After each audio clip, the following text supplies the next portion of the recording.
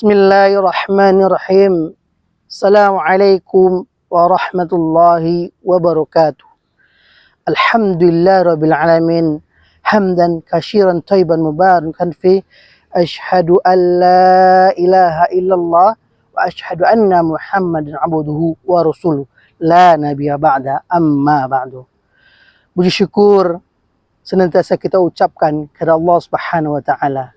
Alhamdulillah, Allah Subhanahu wa taala masih melimpahkan rahmat, nikmat serta karunia-Nya sehingga kita masih Allah pertemukan dengan bulan suci Ramadan.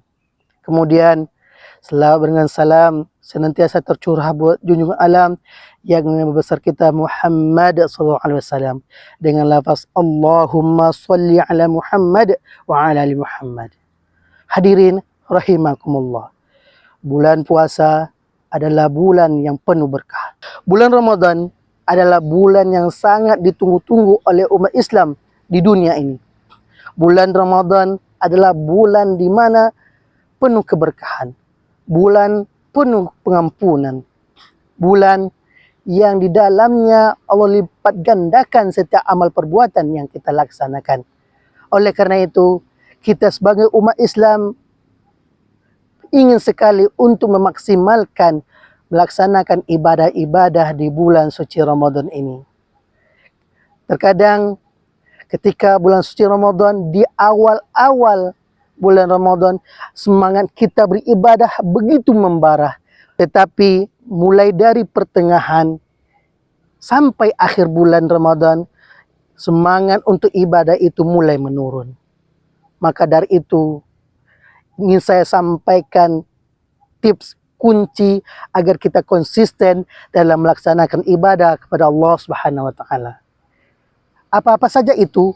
Yang pertama adalah agar kita konsisten dalam melaksanakan ibadah di bulan suci Ramadan adalah niat yang ikhlas karena Allah Subhanahu wa taala. Sabda Rasulullah sallallahu alaihi wasallam, "Innama a'malu binniyat." Segala sesuatu amal tergantung pada niatnya. Jikalau niat kita di bulan suci Ramadan ini karena Allah Subhanahu wa taala dengan keikhlasan dalam hati, bukan ikut-ikutan suasana Ramadan dengan saudara-saudari kita yang lain, maka kita akan konsisten melaksanakan ibadah-ibadah di bulan suci Ramadan. Oleh karena itu, marilah kita senantiasa memperbarui niat kita. Setiap hari kita perbaharui.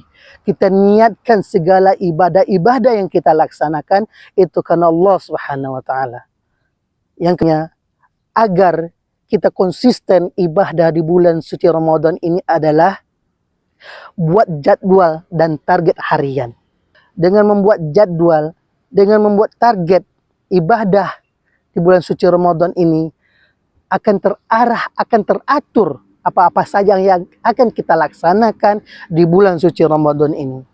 Seperti buatlah jadwal membaca Al-Quran setiap hari 1 juz.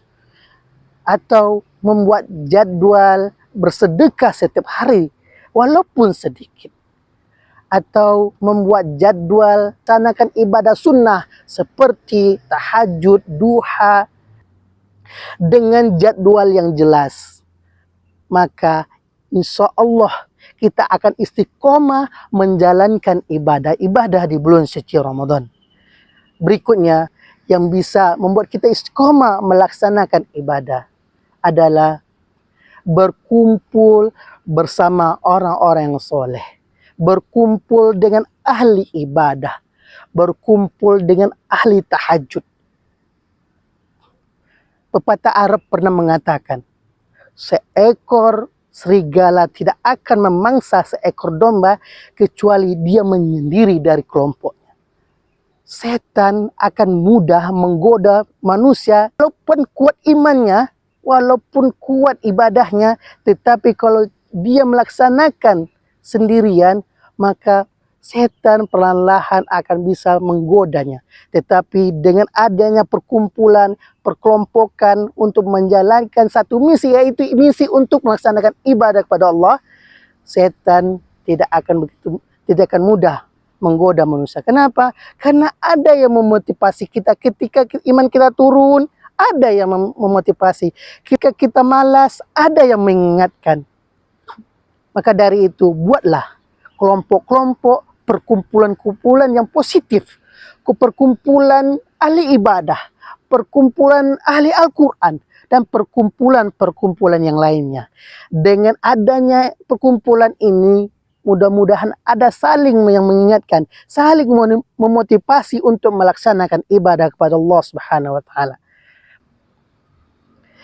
Berikutnya, agar kita konsisten melaksanakan ibadah di bulan suci Ramadan adalah tinggalkan maksiat. Karena apa? Maksiat bisa menghalangi kita untuk beribadah kepada Allah Subhanahu wa taala. Maksiat bisa membuat kita malas beribadah kepada Allah. Maksiat, keburukan, kebatilan tidak akan bisa menyatu dengan kebaikan, tidak akan bisa menyatu dengan yang hak. Maka dari itu, tinggalkan segala maksiat. Walaupun itu maksiat mata, tinggalkan. Maksiat mulut, tinggalkan. Maksiat telinga, tinggalkan. Segala bentuk maksiat yang dapat menghalangi ibadah-ibadah kita, tinggalkan. Kenapa? Karena ini merupakan momen yang luar biasa. Momen di mana setiap ibadah yang kita laksanakan akan dilipat gandakan pahalanya oleh Allah Subhanahu wa taala. Tidak kita jumpai, tidak kita temukan di bulan-bulan yang lain. Maka dari itu mari kita maksimalkan ibadah-ibadah di bulan suci Ramadan ini. Salah satunya tinggalkan maksiat. Tidak ruginya kita meninggalkan suatu keburukan. Malahan Allah mencintai orang-orang yang senantiasa memperbaiki dirinya.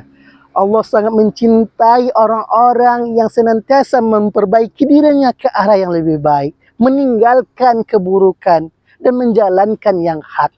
Maka dari meminta kepada Allah Subhanahu wa taala agar kita diberikan keistiqomahan dalam menjalankan ibadah di bulan suci Ramadan.